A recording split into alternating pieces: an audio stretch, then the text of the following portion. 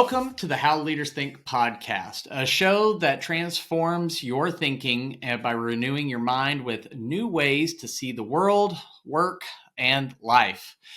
I'm your host, Kenny Lang, and with me today is Andy Christiansen. Andy is the owner, founder, and chief encouragement officer of AC & Company. He is a three-time entrepreneur, best-selling mentorship author. Got the book right here. Go check it out. It's on Amazon. And he has proven anyone can succeed if you are curious, gritty, and humble. Welcome to the show, Andy. Thanks, Kenny. Great to be with you. Well, man, I know we are probably going to have a ball and chase a few rabbit trails, and hopefully everybody stays with us because it will be fun, energizing, and entertaining. Just make sure you keep your eyes on the road for those of you who are doing that, and maybe pay attention to your surroundings. Don't laugh so hard you run into traffic if you're on a jog. But Andy, my first question to you is, what's on your mind lately? Well, since you say lately, I was with the Air Force / Marines last week, and this is the first thought that came to me when I heard that question. And I was there for, we're going on, it was 18 months between this particular group that I was with there and the revisit to the same particular group, but different participants.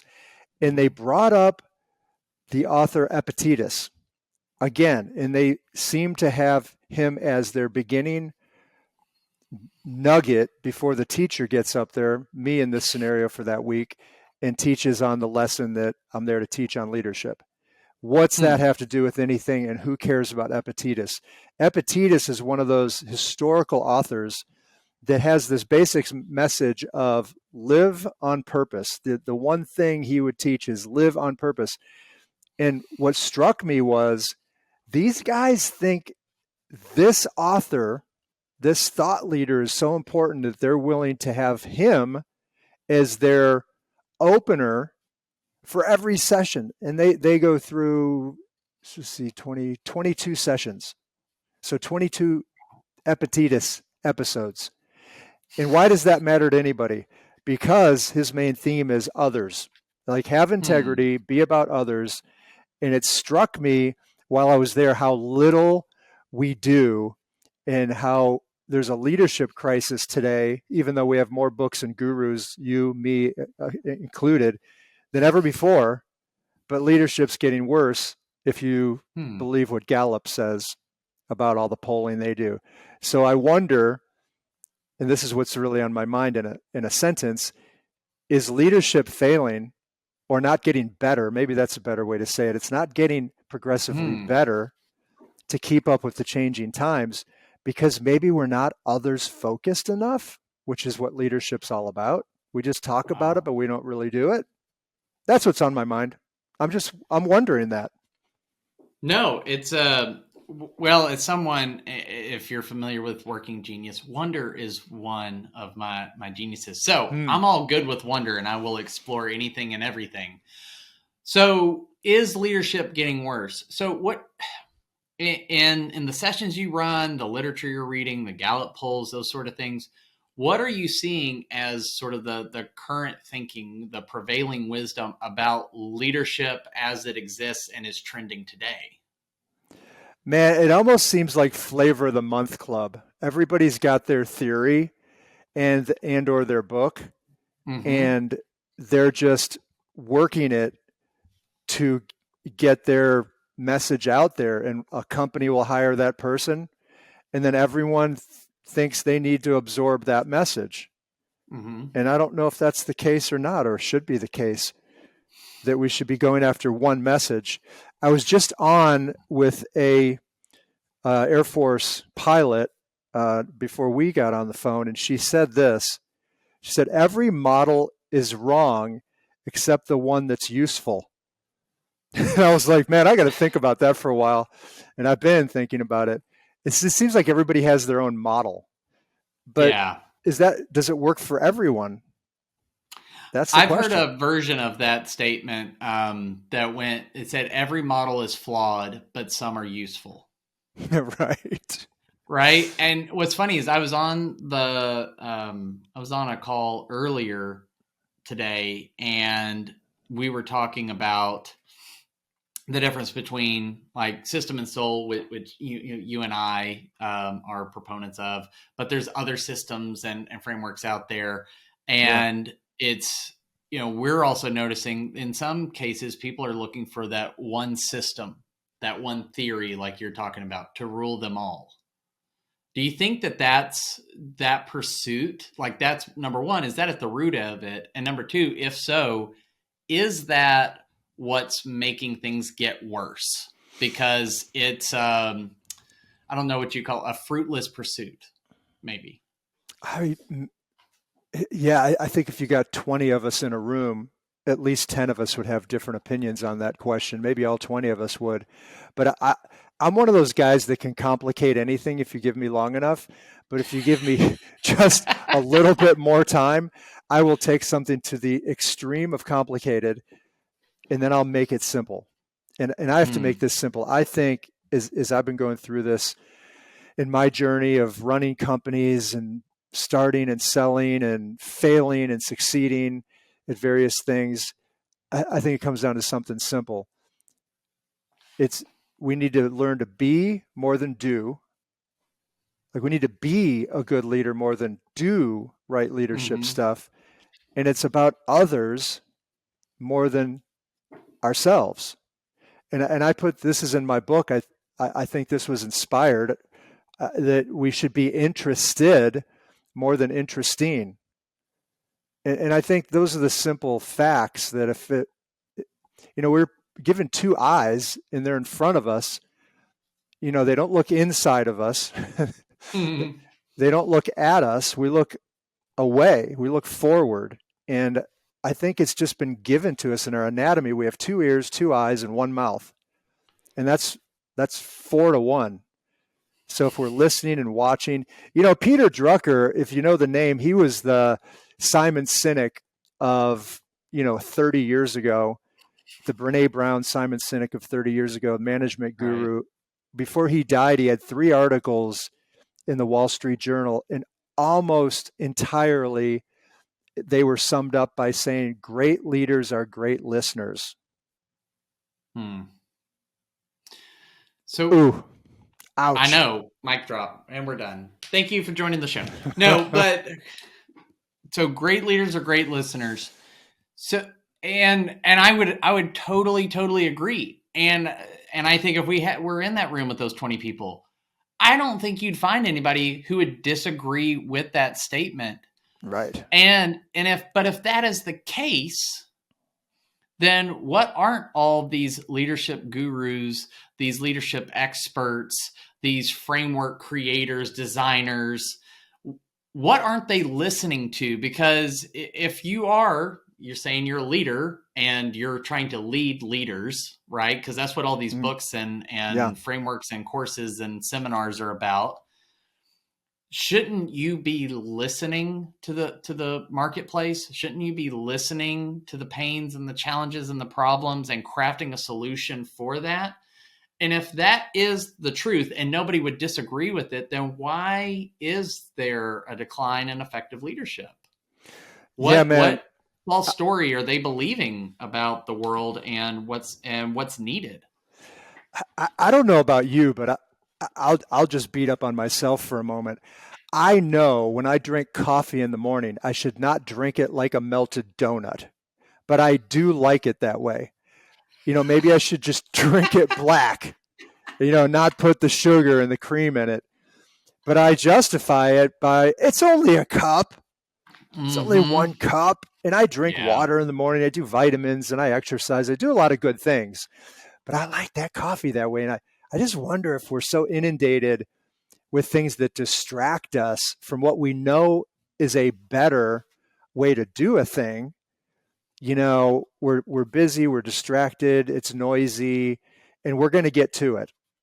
I have a tool, and I'll get it to you, and if you want to send it out or make it available somewhere, feel free. It's called Listening Boot Camp, and it's a 7-day exercise where I've got a little checklist. It's like, just be intentional to listen to somebody once a day. Like, go out of your way to not talk and just listen. And the best way to listen is to ask a good question, a question you really want to hear the answer to. Like, for example, what I do, I love to hear what people say about, hey, if you had $1 million, well, 10 million, if you had $10 million in the bank, what would you do for work? I don't know why that interests me so much, but it always has, and it still does, and it may always in the future. So I ask people where they're from. I love geography. I love traveling. I love to hear where people are from. I probably know a restaurant in their town, and we'll start talking about it. And there's an instant connection, and they feel heard and they feel valued. And that makes me feel good. I don't know why. I don't know if I learned it or I was born this way, but I like to be interested in people. So I think we have to build that muscle. I don't know how we got off onto listening. I don't know if that's like a like podcast killer. Everyone just tuned out like, that's boring. But man, it's a superpower. Try it. If you're listening, just try it and see if it makes the other person's day. Go listen. We probably lost all the people that actually needed to hear it because they stopped listening, and they're the ones who needed it the most. Yeah. So then it might be fair to say current thinking is let's talk our way through the current state of leadership, not listen. So I think we've talked about it at a high level. You've mentioned it is if leadership's getting worse. You mentioned a Gallup poll, which I'd be interested in knowing more about what their data says. What has been the impact of this lack of listening in leadership? Wow, that's a great question. I don't know if I have the answer, but I do notice that we have a hiring shortage and crisis. We have a retention crisis. And I wonder how much of that is the lack of investing in other people, being interested in other people. I'll give you an example. When COVID hit, a few of my clients had a tough time finding and keeping talent. And I said, hey, our company can help you with that. Do you want us to do that? And one company, blue collar company, supplements manufacturer here in Atlanta, our team became the primary recruiter and reviewer. Like we did 30, 60, 90-day reviews. We spent time recruiting and everything you can imagine to make people feel valuable and build the culture. We reduced turnover 56% in that year, and retention was over 90%. And this is an entry level, pretty much blue collar, dusty, not glamorous job that people were coming into. Yeah. And I think the reason, and that's what everybody wants to hear, I believe the reason was we treated every person that walked through that door or on the phone for the initial interviews with respect. You know, something so simple of an interview. I'd say, hey, thanks for making time. They're like, you're thanking me for making time? I'm the one that wants the job. Thank you for making time. I said, no, thank you. You have a choice. Which airline you're going to fly. Thank you for choosing us. And just respectful. I'm not trying to schmooze them. I'm being respectful of my fellow, man or woman. And I say, hey, I'd really like to grab like 15, 20 minutes. Can I just hear your story and what you're looking for? And I'll tell you our story and what we're looking for. Very honoring, very basic, very just, matter of fact. And then if I liked them, I say, come on for an interview. And I said, I'm going to give you a tour. I don't put them in some office and shine a light in their face. I mean, there's a place for that somewhere, I guess, but let me take them on a tour. Like, hey, thanks for coming in. Thanks for taking time out of your day. Let me tell you what we do. Bro, I'm interviewing them the whole time and I'm making an assessment. We're not going to hire everyone. And then I'm asking them questions. Can they think? Can they introduce themselves to people? Are they asking good questions? And then when they come on board, we give them a really good introduction. The first time they show up to work, we're like, hey, welcome. We've got the day planned out for you. We even give them a sample work day before they'd even come to work. We want to see if they like it. Why waste time hiring someone if they don't like it? But I think with all of that, leadership is about investing in the other person.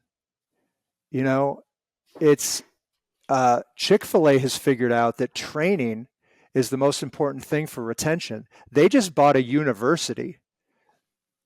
You know, what has the military figured out? Hey, come serve us and we'll pay for your college. Chick-fil-A saying, hey, come serve with us and we'll pay for your college. It's pretty brilliant. And the Mm-hmm. employee believes that if you're investing in me, you care about me. If you give me health care, you care about me. If there are free snacks in the office, you care about me. So, the baby boomers, I beat up on my own kind, they think it's just some game we're playing, like, oh, they want free snacks and ping pong tables and, you know, draft beer and cold brewed coffee. I'm like, yeah, they do, because it says you care about them. Do you care about them? I mean, do you? Or are they just a number? Oh, yeah. Like, well, if you still haven't answered the question. But I think the millennials and centennials, which are under 40 years old now, and then centennials are 25 and under, so 40 to 26 and 25 to like 18. I think they're just looking for something a little above normal. Hmm. Like I think they're just looking for purpose. They're looking for mentorship, help me grow, convince me that this is a great place for me to spend my time. It's not complicated. Well, they don't show up for work. Have you thought about why they don't? Well, it's Hmm. still wrong. It's not on me to get them to show up to work. Maybe it is to some degree.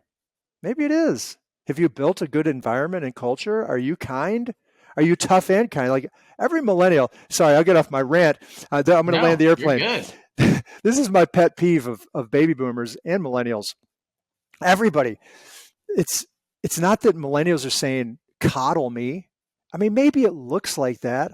I think they're just saying, is there anything good here, or is this just a really hard, tough culture? And they're like, well, what? They just want us to give them free food and you don't have to show up to work. I'm like, that's not what they're asking for. They're asking for purpose, mentorship, kindness, authenticity, transparency, things that are simple to do that basically cost no money. And they're willing to work for that. And I just think they want challenge too. Like they're not just saying treat me and coddle me. Like I can accept a challenge if it's worth being challenged for. Mm-hmm. Anyway, that's my take on leadership. I think we're missing the mark on one thing primarily. We really don't care. We're not showing we care about people. That's my opinion. So if you were diving deeper, and that's part of the work you and I do in the world with teams is, we hear something and we keep digging and digging and digging, right? Because it's sort of what's the question behind the question, There you the go. reason Right. behind the reason. So you mentioned listening, but do you think if we were to keep exploring that further down with leaders that are struggling with this, that have this unproductive way of thinking, it's not failure to listen or a lack of listening. It's apathy. It's a failure to care. Maybe. Because if you cared, then you would listen. Is that fair to say, or do you feel like those are in different order? Yeah, I'd have to ponder that. I can't disagree with that. I think they're, if nothing else, they're on the same side of the line of scrimmage. Like they're both on defense or they're both on offense. I think they're Mm-hmm. offense. Okay. But maybe Right. one's a running back and one's a quarterback, but I think they're on the same side of the Yeah. same team on They're the helping same. each other. I think so. Yeah. I just think we're making it possibly too complicated. Patrick Lencioni, you mentioned his personality tool. We're both fans of his. He's Yeah. so simple, man. I read stuff that he writes and I start swearing. I'm angry that I didn't think of it first because it's so simple. Yeah. And I have so much respect for him and their team and how they go about their business because he's just back to basics, like three Mm-hmm. signs of a miserable job, which is now called uh, something about employee engagement, the truth about employee engagement. They renamed it. And, and it's basically every employee wants three things. They want to be measured. Really? Yeah, they want to know when they score a touchdown. We all do, or we'll get bored. Mm-hmm. But they don't want to be measured for all the bad stuff only. So measurement, purpose, and do you care about me? Do I matter? Do you see me? So those three things, are so simple. Mm-hmm. And even in companies I go into, they're not doing even the simple things like that.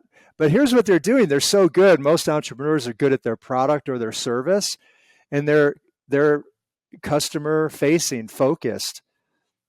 But I think Branson, Richard Branson has it crushed, man. He nailed it. He's like, the business world gets it backwards. You're not supposed to focus on shareholders, customers, and then employees.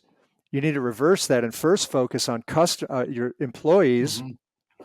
then customers, then shareholders. Because if you do that inside out, everybody's happy.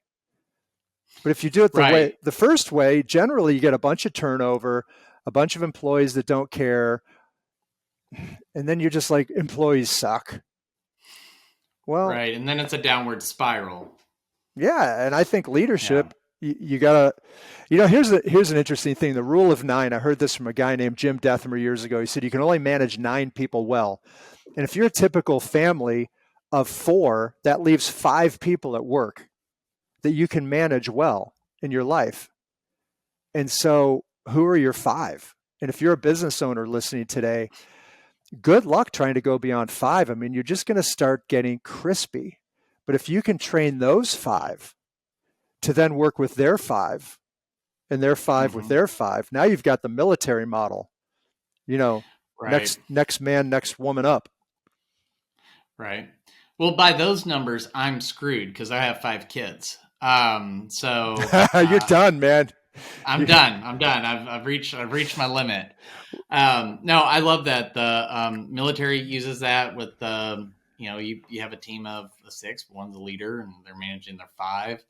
I think Dave Ramsey and his EntreLeadership materials and everything talks about that has governed their leadership and yeah, hierarchy model for their org chart, and has served them rather well. In addition to some other things that have made them now the $300 million company plus. I can't keep up anymore, but amazing. the but that is intriguing. So if we care and if we listen, then maybe I would suggest, and I'd be curious of your take, if we're showing care, compassion, we're being that other centered. We have another centered way of being that you were talking about at the top of the call, or discussion, conversation, and then but we're also really listening, not just hearing, but we're listening Mm, to yeah, the people that we have been given charge over to lead and improve. Then maybe we don't need as many systems and frameworks and things. We would actually be able to discern the signal from the noise in the marketplace when it comes to finding the right tools to bring in, because I don't think you're ever going to stop high level driven leaders and entrepreneurs from consuming the latest trend, right? right. That it's never going to stop coming, Yeah, and we you're not love going it. to stop those people from consuming and digesting it, but through compassion and really listening, they may actually be able to sort out, oh, this is what my people need. This is Yeah. actually what would help. I don't have to bring in 10 things. I can bring in 2 things because I found the 2 things that actually would be meaningful and helpful in this situation. And that doesn't cast aspersions on the other things. It just means I don't have to run my people ragged with that flavor of the month mentality. Yeah, you might be right. I think we need systems. I think we need Sure. frameworks Sure. because it keeps us between the lines, so to speak, and we don't crash into the mountain or go over the cliff. But I would just say, before we jump off this topic or we end the convo, let me just ask you, Kenny, when somebody takes a real, genuine interest in you and says something like, "Hey, man, tell me how you're doing," and you're like, "Oh, I'm doing well." Like, "Oh, well, walk me through it. Like, what's been going on? Like, tell me about your weekend." And you can tell they really want to hear about it, and so you go to another level of conversation, right? Yeah. If that happens, how does that Mm-hmm. make you feel? I mean, even just from the question, um, I'll I'll go. It flashes me back to my first company, which was a digital marketing agency, and as I talk to business owners about how they wanted to represent themselves online and in the marketplace and search, everybody's talking SEO and search results, and I got to be found and send out these emails and all these things. I was like, okay, but let's boil it down. What is it that they're actually looking for? They wanted to be seen and they wanted to be heard. Yeah. Because if you feel seen and you feel heard, then you feel that your existence matters. Boom. And I wonder if that's the epicenter. We all want to matter. We want to be known for something that's valuable. I heard this the other day. I hate to keep bringing up military examples, but that's what's popping in my mind. That this event I was doing in New York, and the current retired colonel started it off, and she mentioned this guy that would say, one of her superiors every morning, he'd say, listen, nobody wakes up today wanting to suck. And I'm like, that's interesting. And the more I thought about it, I think he's right. There might be some Yeah. people, to use your word earlier, that are apathetic, but I bet there's a reason. Originally, they didn't wake up wanting to suck. Like, people want to Right. win. So as a leader, isn't our job to set other people up for success? And that means some need to be challenged. Yeah, some need to be coddled, if that's what you want to call it. But if they need to be coddled all day long, they're in the wrong company. They need to be in a Mm-hmm. nursery, not a business. Or there's a deeper issue that you Yeah, are not equipped nor called to help them through, and they need somebody else. You're just a yeah. mix match. Like, I think like a millennial, even though I'm clearly not. But if you were managing me and you checked in with me every day, like, hey, how you doing? Are you hitting your numbers? I historically was a sales guy in my career. I'd be like, the first couple of days, I'd be like, yeah, I'm moving in the right direction. Why do you keep asking? Well, I just want to make sure you're on track. Man, that would so demotivate me. Yeah. I just want to come up with a number for the end of the month or week. Leave me alone, and I'm going to come in and crush it. And then all I want from you is a high five. There are millennials that are like that, and we're calling them lazy and we're micromanaging them, and that's why they're quitting. Mm-hmm. We Right. don't Well, we don't that's that understand them. autonomy piece. What Yeah, Daniel Pink talked about, where in his book Drive, right. is that people want that autonomy. You and I use the acronym CAR with the system and soul model. Is that leaders are charged with creating clarity about the work. What does winning look like? Providing the autonomy and the tools to go do it, and then holding accountable for results, which nobody really mind. Like you said, they want to be measured, but what's the tool? Is it clear what I'm being measured against? And I don't mind being held to that standard so long as it's clear, but then let me just go do my daggum No. job. Just let me go do this work, especially if they are motivated. And obviously, there's always, one-off circumstances, and it doesn't look the same for everybody, but the principles are still there, right? Yeah, this is Zig Ziglar's an OG motivational speaker, but he has a great quote that says, "You can get everything in life you want if you simply help enough other people get what they want." And I think that's the main job of a manager. Find out what motivates the other person and then just help them do it. You're only as good as your team. Like, this is not Yeah. rocket science, but I think we've made it either too complicated or we're simply not doing the stuff we know we need to do. I think We we need know to better. We're simplify just it. not doing better. Yeah. Yeah. No, I would Like, agree with you. As when I hear people say it's not rocket science, I think of a guy that worked for me. He had some great but very goofy sayings, and one of them he would say, he goes, "It ain't rocket surgery."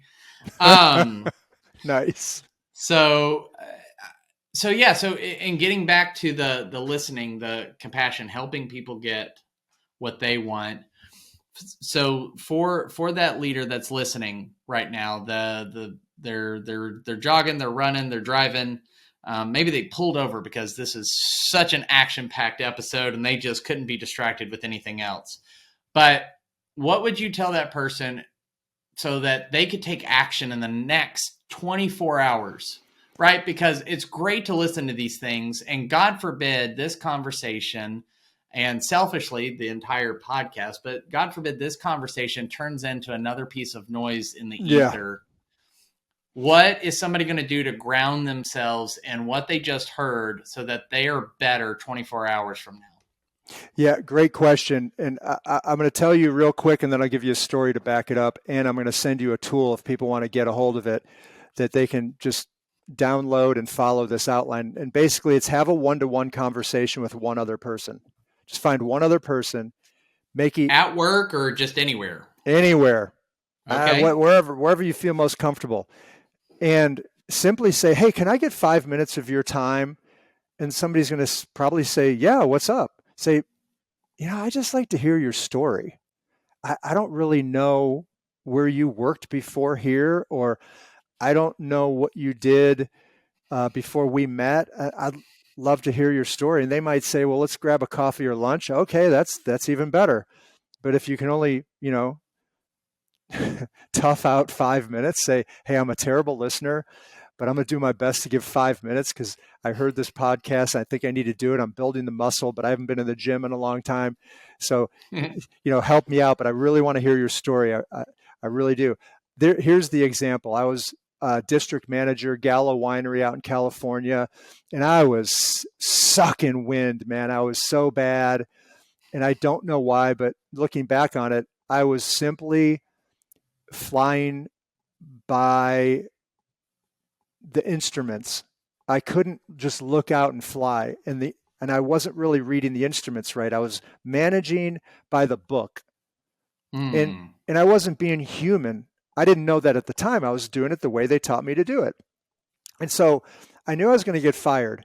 So I asked this guy Sean Delaney, one of my reps. I said, "Hey man, could we get together this weekend?" And he's like, "I don't think any of these guys liked me. They were scared of me." And he's like, "What are you talking about?"